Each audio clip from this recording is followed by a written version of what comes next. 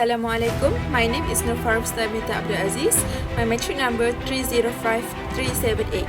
Okay, today I'm going to talk about one of the hot real-world issue, maritime supply chain disruption post-COVID impact. The COVID-19 pandemic caused one of the most significant disruption in the modern global supply chains, and the maritime sector responsible for transporting more than 80% of world trade was among the hardest hit.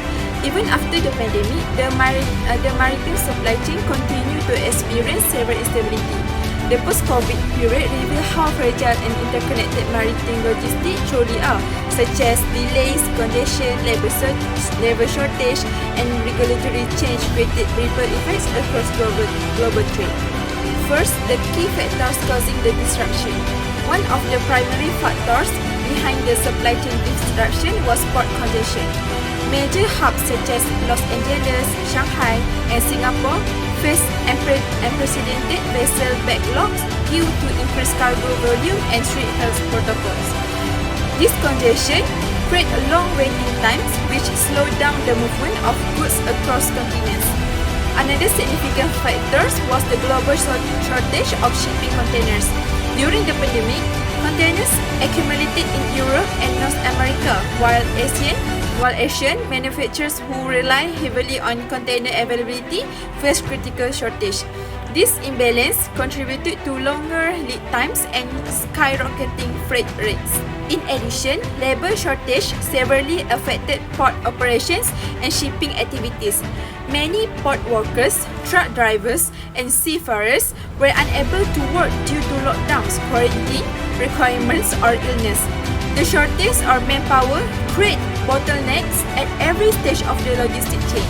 The situation was worse by a sudden surge in demand after global economy reopened.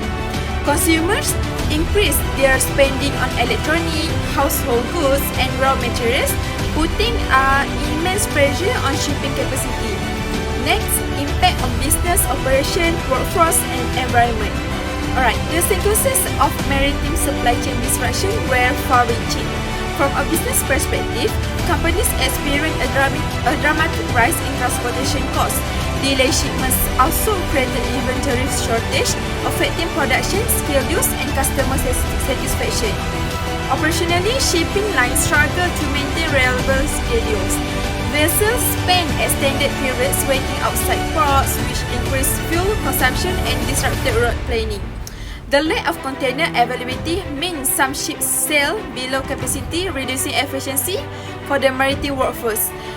Alright, the disruption intensified job stress and mental health challenges also. Seafarers experienced prolonged periods at sea due to travel restriction, while port workers face heavier workloads and higher safety risks. Environmentally, the congestion of ships near ports contributed to increased greenhouse gas emissions, especially in major trading hubs. Lastly, but not least, potential solution to address the issue. Addressing maritime supply chain disruption requires a combination of technological, structural, and policy-based solutions. One critical measure is digitalization and automation within ports and shipping. Technologies such as electronic documentation, AI-based scheduling, load cargo tracking, and automated cranes can significantly reduce delays and increase visibility across the supply chain. Another key solution is diversifying supply sources. Companies must avoid over-dependence on a single country or region and instead establish multi-sourcing strategy to improve resilience. Furthermore, stronger collaboration and data sharing between manufacturers, shipping lines, and freight forwarders and port authorities is essential to minimize mismatches between supply and demand. Government and port operators should also invest in port infrastructure, including expanding terminal capacity and modernizing equipment.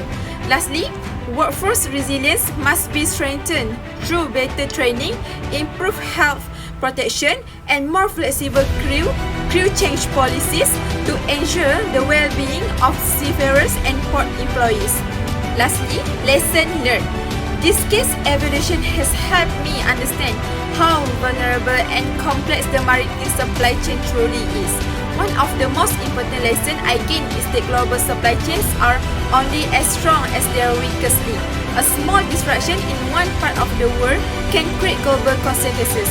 I also learned that digital transformation is no longer an option but a necessity for the maritime industry. Without digital system, ports cannot operate efficiently during crisis.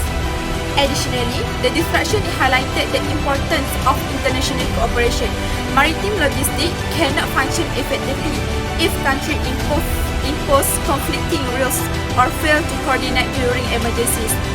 On a personal level, I developed greater appreciation for the often unseen workers, especially seafarers, who play a critical role in the keeping world trade running. Their contribution during the pandemic reflects the importance of fair treatment, safety, and well-being in the maritime sector.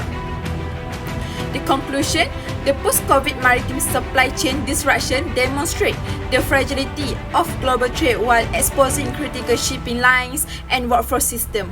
By examining the key factors, impact, solution, and lesson learned, it becomes clear that the maritime sector must continue investing in digitalization, workforce protection, infrastructure upgrades, and collaborative governance.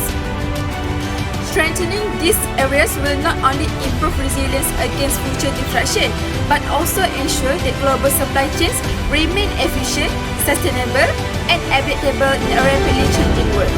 So, that's all for today. Thank you.